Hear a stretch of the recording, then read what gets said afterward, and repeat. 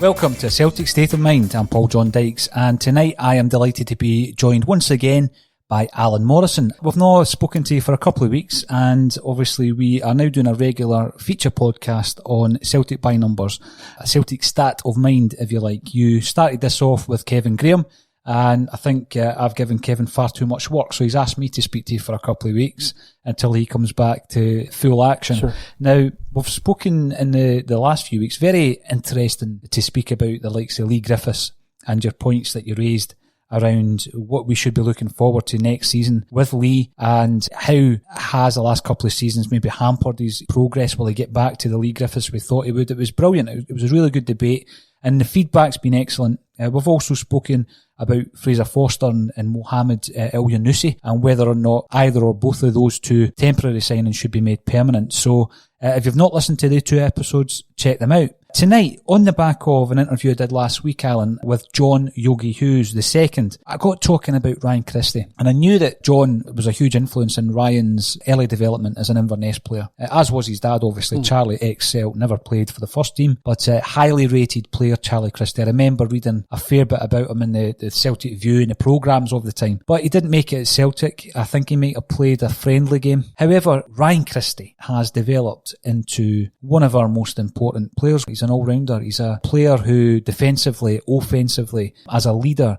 as a goal scorer, he seems to have it all. And again, that's just to my naked eye. So in speaking to Big Yogi, I thought to myself it would be nice to analyse Christie's performances with yourself, and then look maybe forward to next season, if we may be so presumptuous that there's going to be a next season, and have a look to see where does Ryan Christie fit in, and what does he really bring to this Celtic side under Lenny. So, Christie, first and foremost, Alan, how impressed have you been over the piece since he came in for that game against Hearts at Murrayfield? Massively, and it's one of these occasions where I think you're pleasantly surprised, because, you know, what was he, 23, possibly 24, when he finally broke into the team. He'd been out on loan, 2 spells at Aberdeen, not a big money signing, $500,000. And you sort of think of that profile, young Scottish player, you know, not cost a lot of money, you know, not really broken into the first team by the time he's sort of 23. And typically, you know, you're not looking at that being a successful picture, but, you know, there's been patience there on Celtic's side, and there's been application on Christie's side, clearly. And you know, it's paid off. It really has paid off, and it's quite a rare trajectory, I suppose, for a player to end up in the Celtic first team these days. You know, football people aren't sort of patient at the best of times, and, you know, the modern game is even faster in that regard, in terms of how things change and move. So, you know, applaud Celtic for showing patience in Christie, and applaud Christie for sticking at it and keep pursuing his dream. And my goodness, when he got his chance, hasn't he taken it? I mean, I think he's been absolutely terrific. It's one of these topics, and there's a few that I've alluded to in the conversations, you know, a bit, Scott Brown being one of them, where I kind of get fed up, you know, writing almost the same article, and I've kind of stopped actually writing eulogies to Ryan Christie on the site, because, you know, I was just repeating myself about, you know, how well he was doing, and how, like you said, he's contributing across the categories of stats, really, from, you know, defensive, creative, and obviously goal threat as well. So, you know, fascinating way that he's kind of developed at Celtic, and unusual. And I think to build on the point that you mentioned as well, is he may now have a slightly different problem, in that he's proven himself to be first team standard at a number of positions. You know, he's played as an 8, by which I mean a sort of inside midfielder, breaking forward. He's played as a 10, by which I mean, you know, behind the striker. He's played on the wing, and he's played as a sort of false nine. That is, as a striker, but perhaps also coming deep at times. And when a player can do all those jobs, the risk, of course, is that they are used as a utility player and tend to fill in when others are injured. So I think that's still a little bit of a risk for Christie. When he first broke into the team, it was as a more of a number 8, I would call it, a central midfielder. And I think his all-round game, in terms of his aggression, his speed, his ability to win the ball back, both in his own half and in the opposition half, his ability to break into the box, his creativity, really suited that number 8 role. He was a kind of, whereas McGregor, is not slow. He's more of an elegant ball-playing number 8. Christie's an all-action number 8, very sort of different style. He gets involved in many more facets of the play. But under Lennon, it's been a little bit of a shift, because I think number one, I think it's good news for Christie. I think Christie is the type of player I think Lennon likes. He's quick, he's aggressive, he's direct. He's similar in style to El Yunusi, who Lennon clearly preferred that style of player to Sinclair, for example. And I think Christie fits that mould. But I think with Rogic being, having another bout of injury issues, he has been played as a 10, and that was massively successful as well, because he was top scorer at one point this season, and yes, there was a couple of penalties in there as well. But he clearly he took that number 10 shirt, if you like, and made it his own. But then I think he was injured himself, wasn't he? And then he's been a bit more kind of in and out as the season kind of went on. So overall, though, for me, he remains a key member of the squad. And for me, I'd have him in the first 11. But I would probably personally, I'd have him in as a number 8. I think the big question, or a discussion point over the last few weeks that we've had with the likes of Declan McConville and Colin Watt, Alan, is the succession planning for Scott Brown. Yeah. I mean, Scott Brown, I believe he's got probably another 2.5, 3 seasons in him. He's extremely fit for his age. He could well be one of these guys that plays to 37, 38, and I'm just projecting my own opinion on that situation. But some people believe McGregor is a good fit to replace Scott Brown. But it's interesting that you're saying there that Christie may well be a number 8. A few things I would say about Ryan Christie. I did at one point look at the stats with regards to players that Celtic were loaning out and the success of those loan deals. And up to a point, they were massively unsuccessful. I mean, we were probably loaning out a minimum of 10 players every single year. And a big part of that, I think, having spoken to ex-pros, a big part of that might well have been the fact that we had a lack of a reserve team, Alan, and the manager wanted a player who at 18 or 19, in order to develop, needs to play against somebody who isn't the same age as him, so actually get tested in competitive games. And the old reserve league used to do that. You might have been playing against someone out of favour, coming back from injury, or with a loss of form, but who might have cost a lot of money. I remember going to quite a few reserve games back in the day, and you would see players that, players like Andy Tom playing for Celtic, Peter Van Vossen playing for Rangers, international footballers playing against what some of the players call the stiffs, the young kids. But it's a great learning process. Yeah. And going back to the interview I did with John Yogi Hughes, he was talking about that. He was talking about identifying 2 or 3 young kids, maybe in the youth setup, and throwing them in with the seasoned pros at training, and it takes him a while to adapt. One thing about Christie that he noticed was it didn't take him any time to adapt. He took to it like a fish to water.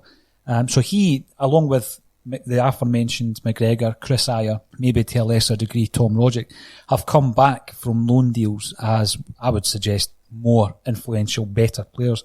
And the loan deal that Christie went out on at Aberdeen, he seemed to find his goal scoring boots, didn't he? I mean, up until then, I wouldn't have looked at Christie as being a prolific goal scorer, but he got in amongst the goals at Pittodrie, and he's kept that going at Celtic Park. Is that simply just a confidence thing? Is it just the way that he's been played and utilised by Celtic, and the fact that playing for Celtic's a completely different kettle of fish than playing for Inverness, where you're being attacked for the most part? Yeah, I think it's probably a bit of that. I mean, not only when he was younger, he was playing in a less dominant team at Inverness. He was probably playing a more when I remember watching him against Celtic, and I always thought he was a real pest. He'd go around kicking people quite a lot, and just basically being very busy, and but always trying to do things, always trying to be positive, always trying to go forward on the front foot. But like you say, not so much in a dominant team. And as you say, for Aberdeen, it did start to click. I can't remember exactly how many goals, but I think he got into double figures in the second loan spell that he was there, and then obviously he's kicked on from that this season. He has had a good run this season, in the sense of he's scored a few goals from outside the box, and as I've probably said before, that's great.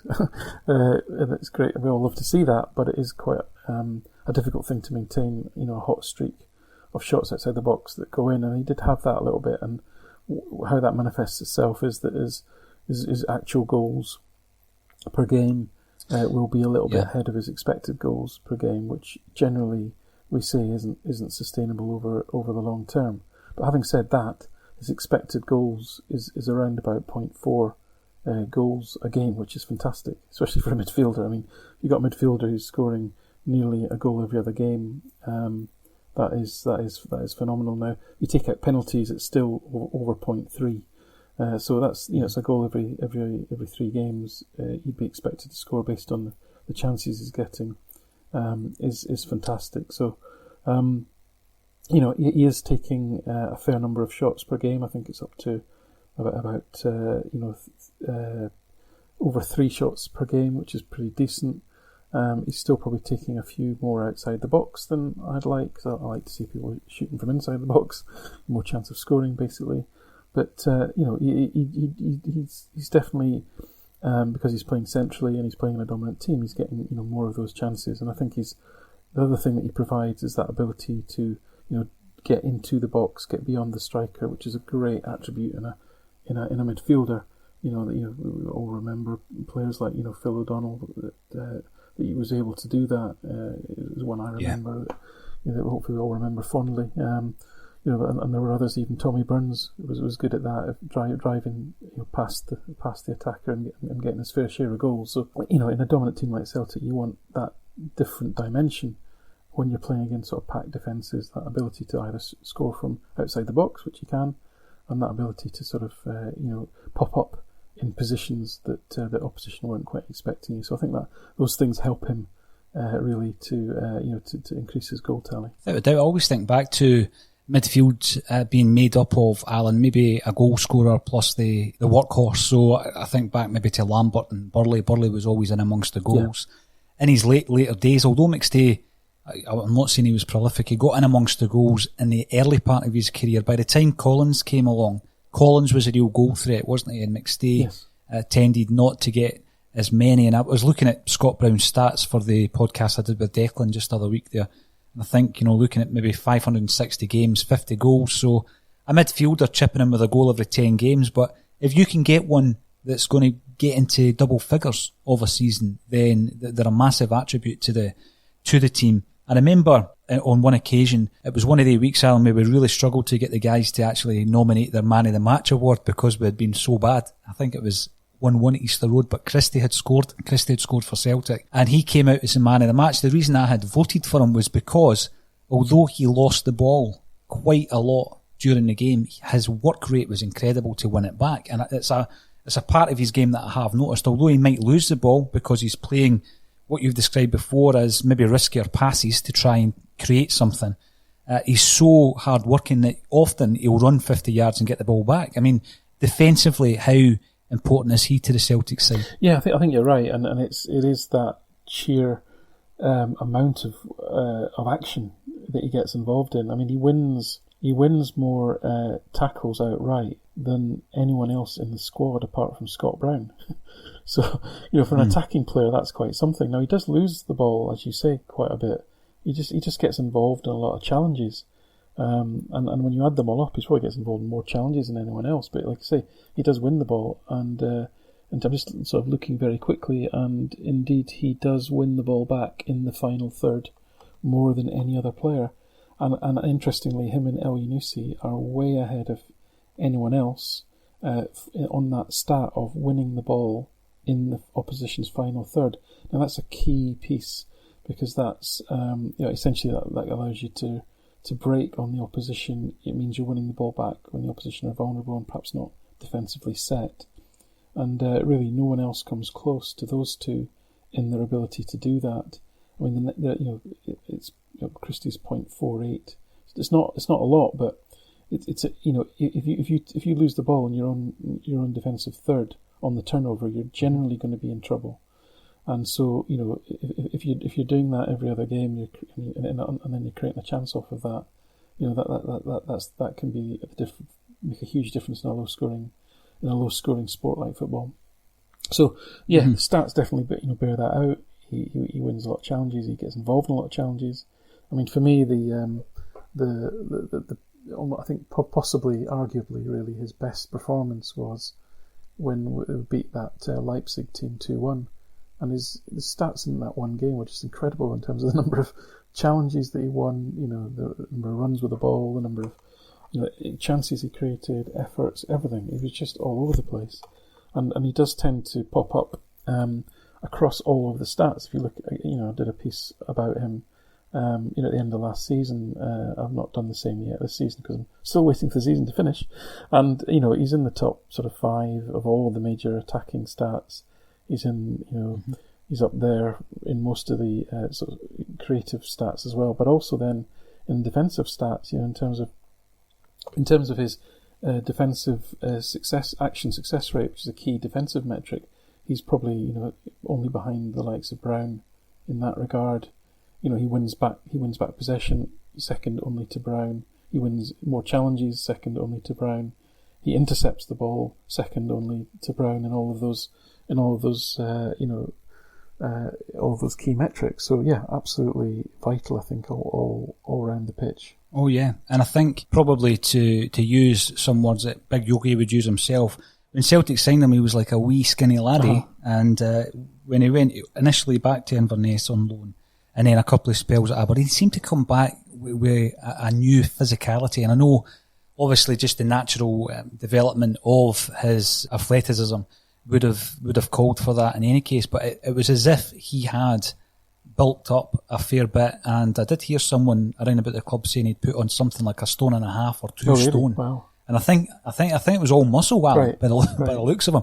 Although he seems to have kind of stripped down a little bit. I don't know if that is the case or if that's just a natural thing. And I think you're talking about finishing the season. Hopefully we'll find out more as the weeks progress into the end of May. But in relation to when we get to that pivotal moment, the 9-in-a-row party, the 10-in-a-row party, and we look back, obviously we're going to have to look back at things like, Brendan Rodgers. He won 2 of the titles, so he's part of that process. And I think when you look at Ronnie, although he also won 2 titles, I think part of Ronnie's legacy is some of the players he introduced or indeed signed, and Chris Ayer being one of them. Ryan Christie, under his stewardship, came into the club, and thirdly is Callum McGregor, whom he gave his debut to. So the big thing that I took from Yogi, and this may well be because John is very friendly with John Collins, was that it was John Collins who seemed to be very interested in Ryan Christie when Celtic actually purchased him. But what a buy he has been. And interestingly enough, he's got a couple of years left on his contract, and John Hughes had said Celtic really need to get an extension on that. I'm actually in agreement with that, because I think, and I don't know how the transfer situation is going to develop, Alan, and how quickly it'll go back to the mad figures as before, but he's one of the guys who'd be in much higher category. And Inverness do have a sell on Ryan Christie, and I bet they've been kind of hoping and praying for a sale for some time now. I mean, he's bound to be one of our most valuable players when you take it down to the actual transfer market. Yeah, I would say so. I mean, there's no sort of ever been any hint or noise that he's looking, and there's never even been any transfer chatter like there has about McGregor, probably from, emanating from Rodgers' direction at Leicester. Obviously knows him well. So heartened in that regard, and maybe he remains a bit of a well-kept secret in a sense. Scottish football doesn't get overly analysed in England, especially, and given that when he does appear, he can often appear in different positions. maybe he's not on those radars quite as much as some other players would be. But to your point, I completely agree 100%. A player that, to me, you want to continue to build, have that Scottish core, if you like, that we talked about previously. Yeah. The spine of the team, having players who are they may not be your superstars in terms of, but they're absolutely your kind of 7 out of 10s every week, if not more sometimes.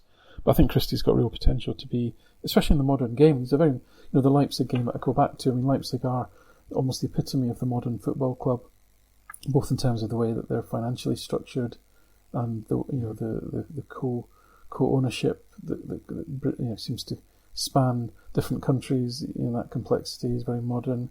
But really, their approach to scouting players, buying players, sourcing players, developing players, giving youth a chance. But the style of player, all those Leipzig players were, fit, strong, aggressive, fast, and Christie very much fits that mold. But he's got that ability as well. So, in terms of the modern footballer and certainly the modern, multifunctional midfielder, I think he's an absolute, must keep, and hope to see him for a long time to come. Absolutely agree with you there, Alan. And I think in the next week or so, a Celtic State of Mind will be announcing our Player of the Year. As soon as the league is called, we will announce the Player of the Year. And I think the only thing holding Ryan Christie back is there was a few periods of suspension and injury. And this is a point system where every single top 3 gets a series of points throughout the season. So he missed a few games. It's interesting and slightly ironic that he missed a penalty against Rangers when we got beat at home in December. And he was sent off against Livingston in our first defeat. Yeah. 2 things with that. It shows how important he is when he's off the park and we just can't get it together. Yeah. But it's quite ironic because for me he's been top 3 players all year. Yeah, I was just checking actually. I was surprised. He's missed 6 games to suspension, which is quite a lot. And he's actually I've only got him. I try and keep track of injuries, and it's not always easy because they don't always tell you who's injured, as opposed to just sort of not playing. I've only got him down for missing 1 game injured, but the suspensions kind of took out I think the timing of his suspension, the last one, meant that he wasn't playing the 3 games after the season resumed in January, and obviously that has a sort of momentum all of its own because after a sort of 3-week break, the team kind of reforms, etc. And he was out of the team for those 3 games. Then he was sub in the next one. And he's kind of lost a wee bit of momentum as the season went on. In fact, since January he's played 4 games, he's completed 90 minutes, and only really 5 games as he started. So, in terms of you're looking at, and people tend to remember the most recent games when they're thinking about things like Player of the Year. So it's petered out a little bit for him this season after a sort of blistering start, and like you say, the memory of that penalty miss in December, unfortunately, is probably one which may sit in some people's minds. But hey, listen, I always look at the big picture. I always look at what the numbers tell you across a large sample, and absolutely no doubt in my mind that he's up there. But in terms of contribution to the season, he's played equivalent of 35 games. He's played in more of the games than that. I'm just talking about if you add up all his minutes, it's about 35 games worth of minutes, which is quite a bit less than the likes of Forrest, McGregor, Brown, Ayer, Julian, and Edouard, of course. So, I think those players have probably, they've contributed more, and all the names that I've mentioned have probably also been excellent in many different ways as well. So, personally, I don't think I would be looking at sort of player of the season in that regard, but in terms of, squad value, absolutely becoming crucial. Becoming crucial. The big question and the final point to ponder, Alan, using your stats and your numbers, we've spoken about his adaptability, and I sometimes think of the Tom Rogic situation, as I would maybe describe it, being that undoubtedly a phenomenally talented player, hugely popular amongst the Celtic support, but he's not had the best season in terms of minutes and impact. Is Ryan Christie a replacement, an ideal replacement for Rogic, or would you say that he is a long-term replacement for Scott Brown at number 8? So I would kind of, at the risk of being a little bit contrary, I'd probably say neither. So as far as He has mainly filled in at 10. I mean, Rogic has only played the equivalent of less than 12 games this season. But having said that, last season, it was a real sorry tale. His numbers fell off the cliff almost. And I was, thinking, do you come back from that such a loss of form? And then, of course, injury this season. But actually, his numbers aren't too bad, Rogic, when he has got back. And I think with a run, he could potentially get his form back. There's glimpses of light there. But having said that, could Christie fill in and be a very effective 10? Yes, of course he could. As I said, I'd prefer him as a box-to-box midfielder, because I think his all-round contribution, his defensive capabilities, his all-round pace, aggression, ability to get up and down, contribute across the different disciplines of the team, mean that that sort of counterpoint to McGregor or Incham, and there's two. It would have to be 2 from 3 really, mean that he'd be a candidate. Personally, for that position is what I prefer. I think the Brown position, which is really more what I'd call the six position, the sitting midfielder position, is a highly specialised role, and that is one which I think McGregor could do it, but he doesn't have quite the defensive capabilities that Brown has. I think if you play McGregor effectively as a 6 in Scottish football against a lot of the opposition and quality of opposition Celtic typically face, I think it works fantastically, because essentially he's like a quarterback. He can just dictate the whole game. He can get on the ball to a huge degree and set the tempo. Playing in that as a 6, screening the defence, against high quality opposition, I think would be a bit of a stretch. So I think both McGregor and Christie's best positions are as more sort of 8s, box-to-box midfielders. So I think the 6 position still has to be resolved long term, and I think the 10 position is another area where if it's not going to be Rogic, then yes, Christie can absolutely do the job and do it very, very well. But again, it might be a position where you might want someone else, or if he goes with 2 strikers, it might be a position that you don't, you just have a slightly deeper striker, and that might be a way to go. In which case, Christie again becomes one of the 3 in the middle. Christie, I look forward to his development. I hope Celtic do get him on a longer term deal, because it's just a matter of time, Alan, before things get back to some form of normality, I would guess, with the vultures circling Celtic Park for all our young talent. But that takes us to the end of yet another Celtic by Numbers podcast with a Celtic State of Mind. It's always intriguing to hear your figures and your statistics, Alan. Thank you once again for sharing them with us, and I'll join you again next week where we'll look at another player in another position. Yeah, thanks very much again, as always. Been a pleasure. Enjoyable.